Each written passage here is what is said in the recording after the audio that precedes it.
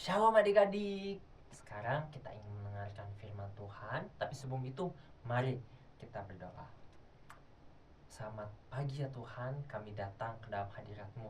Kami ingin mendengarkan setiap firman yang Kau sampaikan. Bicaralah ya Tuhan, karena kami ingin mendengarkan. Terima kasih, di dalam nama-Mu kami berdoa dan mengucap syukur. Amin. Adik-adik, kita akan merenungkan firman Tuhan. Mari kita membuka Alkitab kita dari Daniel 3. Kita buka dulu Daniel 3-nya. Daniel 3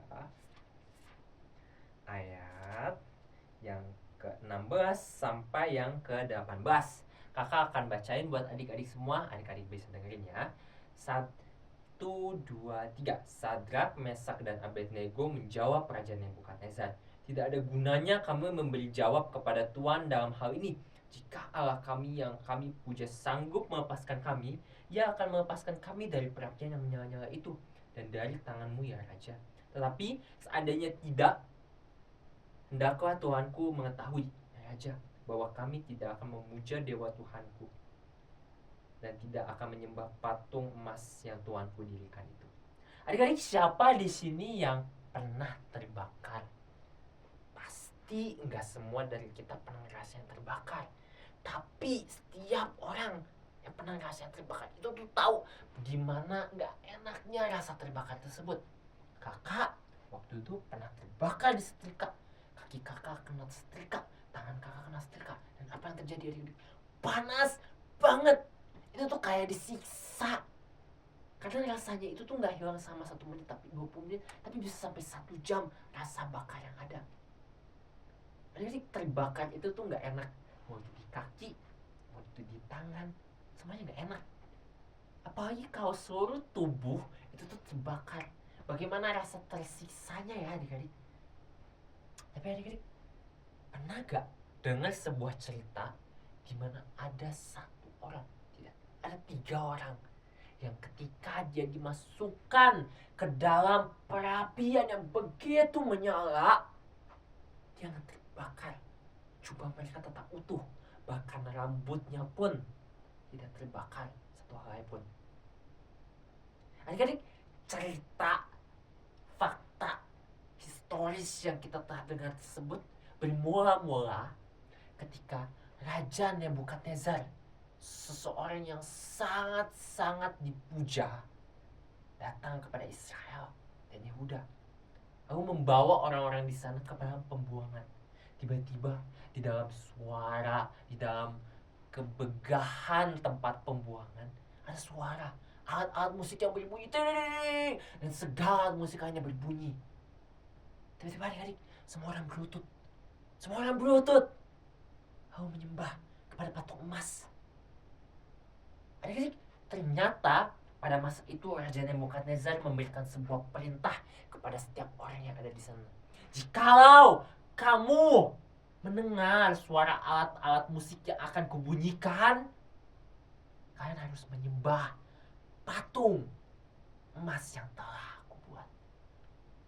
Kira-kira bunyinya seperti itu adik-adik. Lalu adik-adik, ketika suara telah berbunyi dan semua kepala telah menyentuh kepada tanah, semua badan telah membungkuk dan menyembah kepada sang patung, ada 3 orang yang berdiri dengan gagah, berdiri dengan ketidaktahuan, berdiri dengan sangat berani melihat kepada sang patung. Diam, tak menyembah. Adik-adik, ternyata 3 orang tersebut ada Sadrak, Mesak, dan Abednego. Adik-adik, ketika Raja Nebukadnezar mengatakan siapapun yang tidak menyembah patungku akan dilemparkan ke dalam api yang menyala-nyala, Sadrak, Mesak, dan Abednego tetap berdiri dengan teguh, tak menyembah patung. Lalu adik-adik, tiba-tiba ada seorang kasdib melihat kepada 3 orang yang tidak menyembah. Lalu apa yang dilakukan? Dia ngadu, adik-adik. Dia ngadu kepada raja. Raja, ada 3 orang yang aku lihat tidak menyembah patung yang telah engkau buat itu ya Raja. Lalu kata raja, siapa yang tidak berani untuk tidak menyembah patung yang telah aku buat? Tahu apa yang terjadi? Raja pun mengatakan, suruhlah ketiga orang itu datang ke dalam hadapanku. Adik-adik, karena aduan dari orang-orang Kasdim, Sadrak, Mesak, dan Abednego harus pergi ke hadapan raja. Lalu raja berkata kepada mereka, apakah benar kalian bertiga adalah orang-orang yang tidak menyembah patungku? Ketika semua alat musik telah terdengar, lalu adik-adik, Sadrak, Mesak, dan Abednego yang tidak memikirkan konsekuensi dari jawaban mereka, mereka akan menjawab. Mereka menjawab, ya Tuhan, ya Tuhan. Lalu apa kata raja? Baiklah, kalau misalkan kalian tidak menyembah, kalian tahu kan konsekuensinya. Lalu raja berkata kepada mereka, sekarang aku akan membunyikan kembali alat-alat musik yang ada padaku. Sembahlah patung yang ada padaku dan kalian akan selamat. Tapi apa adik-adik? Apa yang terjadi? Ketika semua alat musik telah berbunyi kembali, Sadrak, Mesak, dan Abednego tetap berdiri dengan teguh.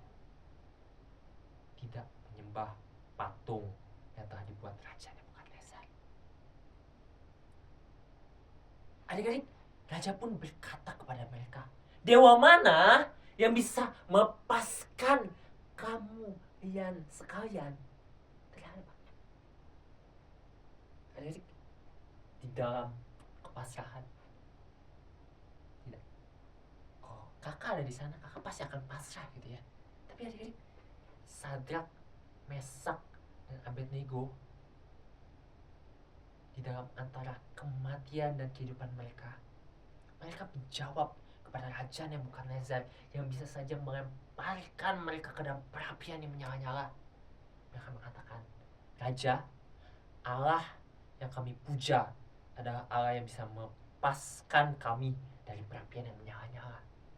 Tetapi walaupun jika Allah kami tidak melepaskan kami dari perapian yang menyala-nyala, kami tidak akan tetap menyembah patung yang raja telah buat. Adik-adik, respon dari Sadrak, Mesak, dan Abednego membuat raja marah. Raja menyuruh bawahannya untuk mengikat mereka dengan pakaian mereka, dengan topi mereka. Lalu raja mengatakan kepada para bawahannya, bakarlah perapian itu, biarlah perapian itu lebih panas 7 kali dari biasanya. Adik-adik, raja sangat marah karena respon dari Sadrak, Mesak, dan Abednego yang begitu kekar, yang tidak ingin taat kepada raja. Ketika mereka diikat, adik-adik, mereka pun dibawa ke tempat yang akan mereka dicampakkan. Suara yang begitu dahsyat terdengar di antara mereka, sembah patung itu dan kalian akan selamat. Kenapa kalian tidak menyembah patung itu? Adik-adik, di sela-sela sorakan orang-orang tersebut, Sadrak, Mesak, dan Abednego sampai ke dalam perapian yang menyala-nyala. Adik-adik, saking panasnya perapian yang menyala-nyala itu, orang-orang yang membawa Sadrak, Mesak, dan Abednego itu tuh harus mati terbakar karena panasnya api yang ada. Bayangkan seberapa panas hal tersebut. Kita aja yang udah kena setrika, udah kaya, tersiksa, apalagi perapian yang menyala-nyala ini. Adik-adik, apa? Tiba-tiba, campakkanlah mereka dalam perapian yang menyala-nyala itu. Raja tertawa dengan gembira. Menteri-menterinya mengikutinya dengan ketawaan mereka. Lalu tiba-tiba raja terdiam, melihat kepada perapian yang nyala-nyala itu. Dia melihat, dan dia merasakan sesuatu yang sangat-sangat aneh. Dia merasakan dia melihat apa sesuatu yang seharusnya dia tidak lihat. Tiba-tiba dia berkata kepada teman-teman mereka, bukannya tadi kita ikat mereka ya? Kok mereka bisa berjalan-jalan dan bersukaria gitu. Bentar. Kok aku ngeliat 4 orang ya? Hah? Kok 4 orang? Bukannya tadi kita cuma lempar 3 orang? Bener-bener menjawab, yes! Iya, tadi kita cuma lempar 3 orang. Aku aja menjawab lagi. Tapi aku melihat 4 orang di sana. Mereka sedang bersukaria. Mereka sedang menari-nari. Dan 1 orang lagi seperti anak dewa. Lalu adik-adik ketika raja sudah melihat keperapian yang menyala-nyala tersebut dan dia telah melihat adanya 4 orang di sana. Raja datang pada perapian yang menyala-nyala itu, lalu berkata, Sadrak, Mesak dan Abednego, keluarlah dari perapian yang menyala-nyala itu. Adik-adik, ketika raja berkata demikian, apa yang terjadi? Tiba-tiba Sadrak keluar, Mesak keluar, Abednego pun keluar. Raja kaget. Dia tidak percaya dengan apa yang dia lihat.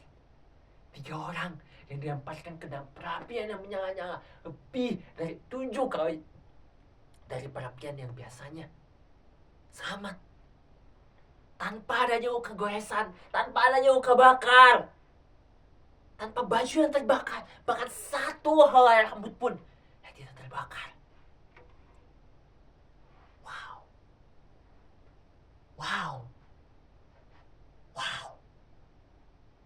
Jadi ketika melihat tersebut, raja berkata kepada mereka, pujilah Tuhan, Sadrak, Mesak, dan Abednego.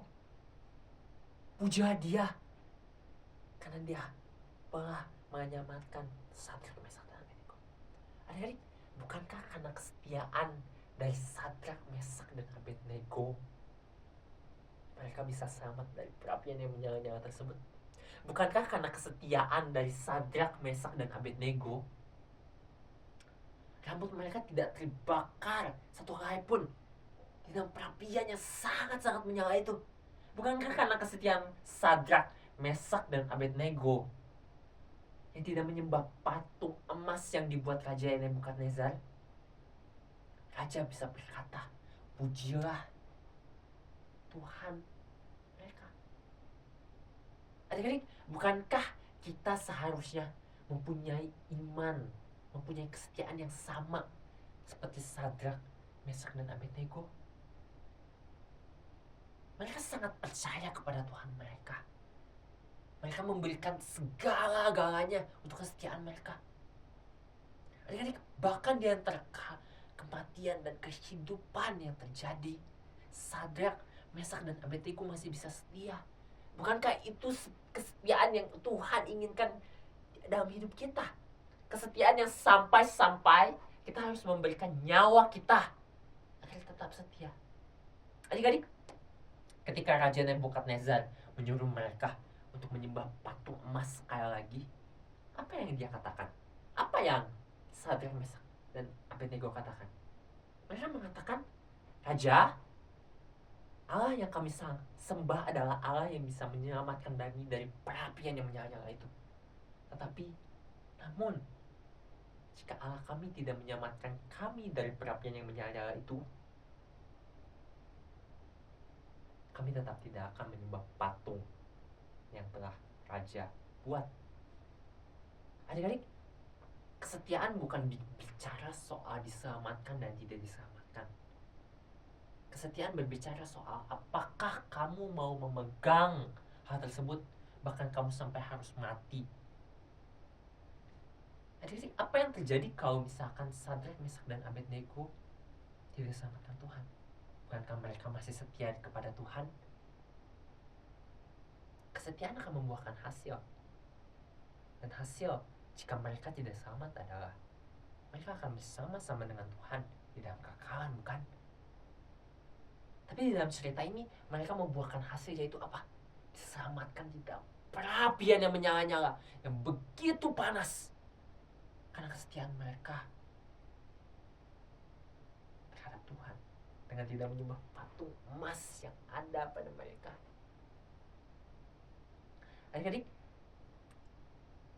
gak mudah untuk kita bisa beriman seperti Sadrak, Mesak, dan Abednego. Gak mudah untuk bisa setia seperti mereka. Setia sampai harus mau mati di atas. Setia sampai mau harus campakkan ke dalam perapian yang menyala-nyala itu nggak mudah. Itu nggak mudah. Mungkin mobil kita bisa mengatakan hal tersebut, tapi tidak mudah untuk melakukan hal tersebut. Adik-adik, gak usah berpikir secara jauh di dalam kesetiaan seperti Sadrak, Mesak, dan Abednego. Terkadang di dalam kehidupan yang sepele kita bisa tidak setia kepada Tuhan. Adik, ayo ke gereja.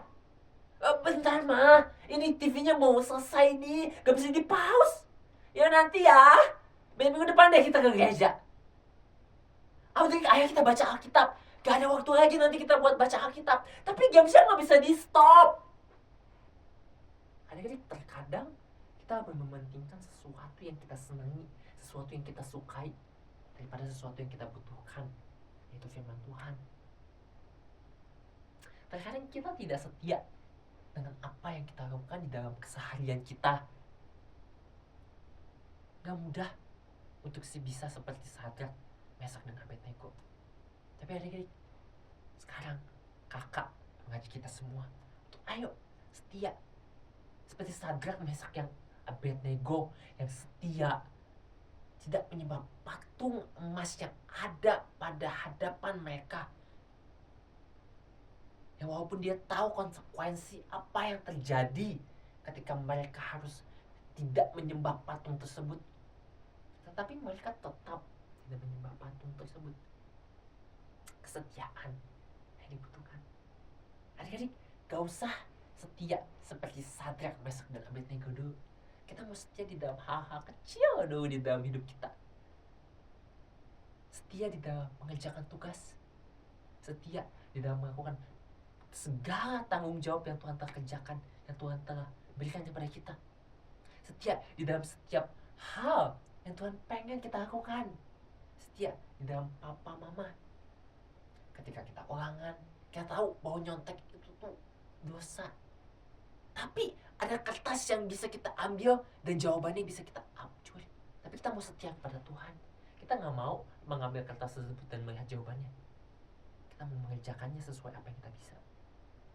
Setia ketika kita kehilangan sesuatu dan mama bertanya di mana, kita gak ngomong, kita gak bohong, tapi kita mau jujur kepada mama. Iya mah, aku telah menghilangkannya. Setia kepada Tuhan. Adik-adik, setia gak selalu ngomongin segala hal besar yang terjadi. Kesetiaan gak selalu ngomongin sampai kita harus mati. Kesetiaan berlaku juga di dalam hal-hal kecil kita ketika kita melakukan segala sesuatu. Dan Allah mengajak kita semua, Allah memanggil kita semua untuk setia, bukan hanya dalam perkara-perkara yang besar, tetapi juga dalam perkara-perkara yang kecil. Jadi adik-adik, ayo, mari kita setia kepada Tuhan. Kita lakukan apa yang ingin Dia kerjakan. Karena kesetiaan akan membuahkan hasil yang Tuhan telah rencanakan untuk kita. Adik-adik, sekarang kita ingin berkelompok bersama-sama. Kita akan mendiskusikan apa sih ketidaksetiaan yang telah aku lakukan kepada Tuhan. Mari kita diskusikan dan menjadi suatu pokok agar kita bisa bersama-sama belajar bagaimana kita pengen setia kepada Tuhan dalam setiap segala bentuk apapun.